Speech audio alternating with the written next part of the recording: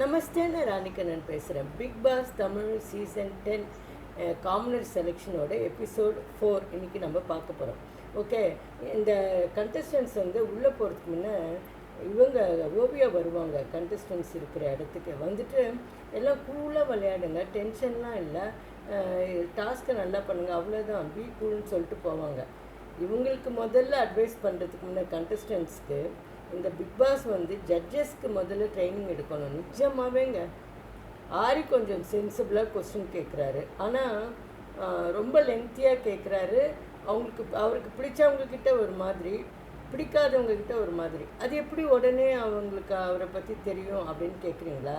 சில பேரை பார்த்த உடனே பிடிக்காமல் போயிடும்ல, அந்த மாதிரி தாங்க. பார்த்த உடனே அவருக்கு பிடிக்கலன்னா அவங்கள வந்து போட்டு துருவுறாரு கொஸ்டின்ஸ் ஆனால் கொஞ்சம் சென்சிபிளாக கேட்குறாரு. இந்த ராஜு இருக்கார் அப்படியே உள்டா, ஏனோ தானோன்னு இஷ்டத்துக்கு வாய்க்கு வந்த மாதிரி கொஸ்டின் கேட்குறாரு. ஓகே, நிஜமாகவே நல்லா இல்லைங்க. ரேண்டமாக செலக்ட் பண்ணுறாங்க, ரேண்டமாக குவாலிஃபை பண்ணுறாங்க, ரேண்டமாக நோல்டு போடுறாங்க, ரேண்டமாக end of the journey card கொடுக்குறாங்க. ஒரு சிஸ்டமேட்டிக்காகவே இல்லை ஆக்சுவலாக. ஓகே, ஒருத்தர் வருவாருங்க, அவருக்கு வந்து மார்ஷியல் ஆர்ட்ஸ் தெரியுமா. அவர் என்ன பண்ணுவார், என்னால் வந்து பல்ஸை ஒரு 1 மினிட் ஹோல்ட் பண்ண முடியும்னு சொல்வார். ஓகே, இதை செக் பண்ணுறதுக்கு மாயா வந்து அவர் கையை பிடிப்பாங்க.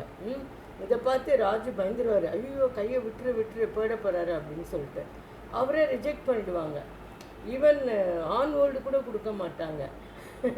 பயந்தே போயிட்டுருப்பாங்கன்னு நினைக்கிறேன் பிபி டீமை. இவர் பாட்டிக்கு பிபி ஹவுஸ்குள்ளே வந்து நான் உன்னுடைய பல்ஸை ஒரு 1 மினிட் ஹோல்டு பண்ணுறேன்னு சொல்லிவிட்டு அவனாவது பட்டுன்னு போயிட்டானா என்ன பண்ணுறதுன்னு சொல்லிவிட்டு எடுத்தவொடனே எண்ட் ஆஃப் ஜேர்னி கார்டு கொடுத்துருவாங்க. இப்படிலாம் நிறைய ஜோக்ஸ் நடந்ததுங்க.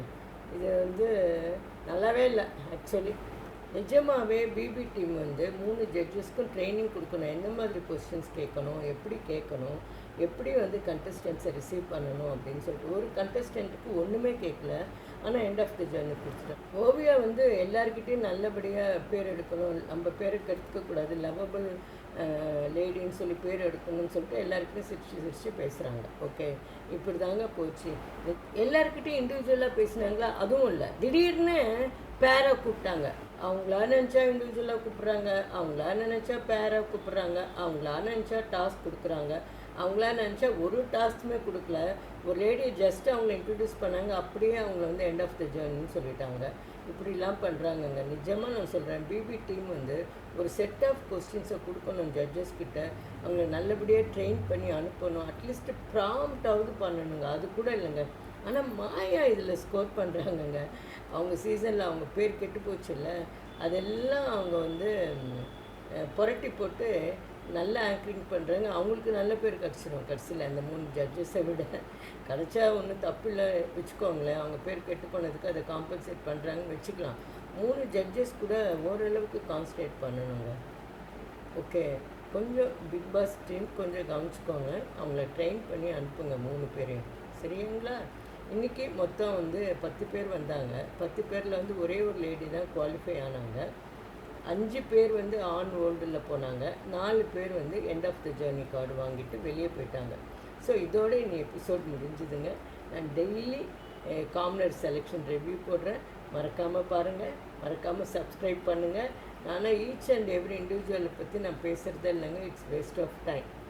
ஓகே, ஏன்னா ஒவ்வொருத்தர்கிட்ட ஒவ்வொரு மாதிரி ஆக்ட் பண்ணுறாங்க, ஜட்ஜஸ் ஆக்ட் தான் பண்ணுறாங்க.